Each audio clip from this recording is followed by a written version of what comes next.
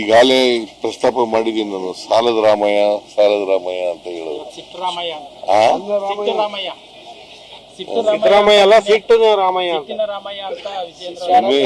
ಏನಾದ್ರು ಬಾಯಿ ಬಂದಾಗ ಮಾತಾಡ್ತಾರೆ. ನೋಡ್ರಿ, ಎಲ್ಲ ಅಭಿವೃದ್ಧಿ ರಾಷ್ಟ್ರಗಳು, ಎಲ್ಲ ರಾಜ್ಯಗಳು ಸಾಲ ಮಾಡಲೇಬೇಕು. ಸಾಲ ಮಾಡುವಾಗ ಮಿತಿ ಒಳಗಡೆ ಇರಬೇಕು. ಸಾಲ ಮಿತಿ ಒಳಗಡೆ ಇರಬೇಕು. ನಮ್ದು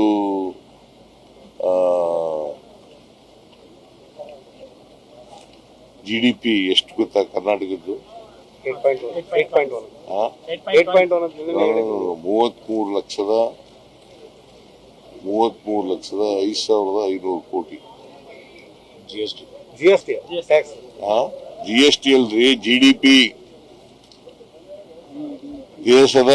ರಾಜ್ಯದ GDP,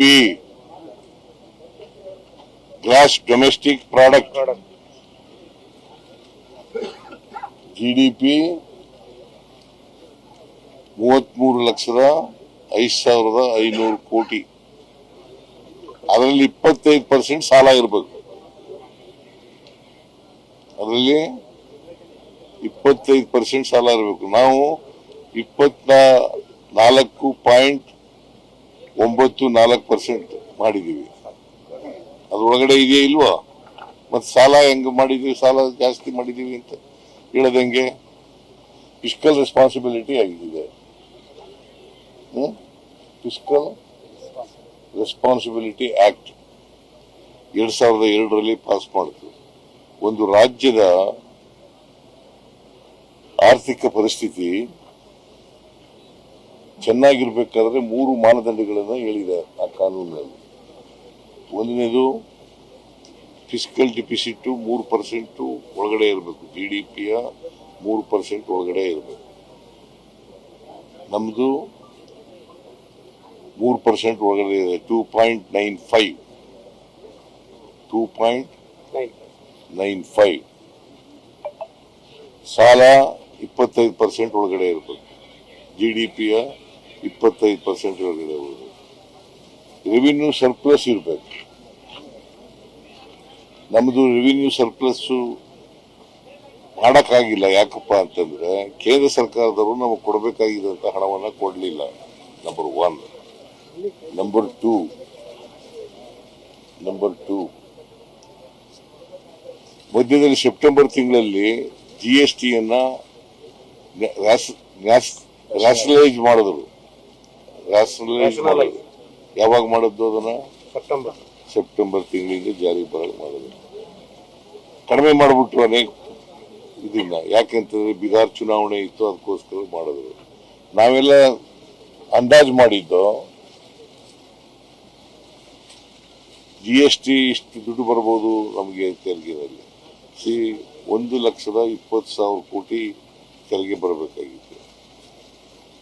ನಮಗೆ 10,000 ಕೋಟಿ ಕಡಿಮೆ ಆಯಿತು. ಅದರಲ್ಲಿ 10,000 ಕೋಟಿ.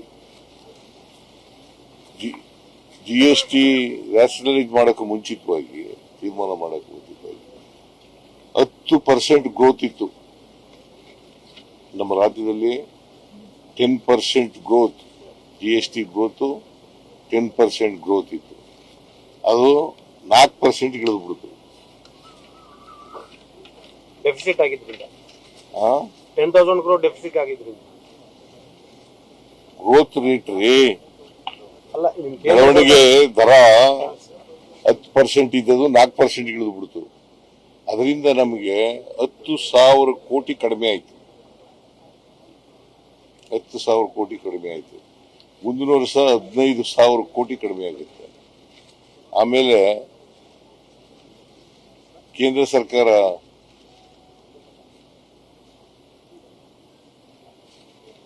GST ನಮಗೆ ಕೊಡಬೇಕಾಗಿರ್ತಕ್ಕಂಥದನ್ನ ಕೊಡಲಿಲ್ಲ. ಸುಮಾರು 11,495 ಕೋಟಿ 11,495 ಕೋಟಿ ವಿಶೇಷ ಗ್ರಾಂಟ್ಸ್ ಕೊಡ್ತೀವಿ ಅಂತಂದಿದ್ರು. ಅದು ಕೊಡಲಿಲ್ಲ. 15ನೇ ಹಣಕಾಸಿನ ಆಯೋಗದಲ್ಲಿ ತೆರಿಗೆ ಕಡಿಮೆ ಆಯಿತು ಅಂತೇಳಿ 11,495 ಕೋಟಿ ಕೊಡಲಿಲ್ಲ.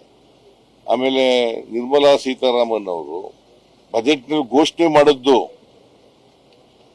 ಅಪ್ಪರ್ ಭದ್ರಾ ಯೋಜನೆಗೆ 5,300 ಕೋಟಿ ಕೊಡ್ತೀವಿ ಅಂದ್ಬಿಟ್ಟು ಕೊಡ್ಲಿಲ್ಲ. 2 ವರ್ಷ 3 ವರ್ಷ ಆಯ್ತು. 3 ವರ್ಷದಿಂದ ₹1 ಕೊಡ್ಲಿಲ್ಲ.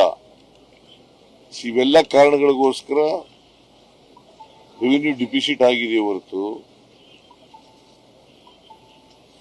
ಗ್ಯಾರಂಟಿಯಿಂದ ಅಲ್ಲ.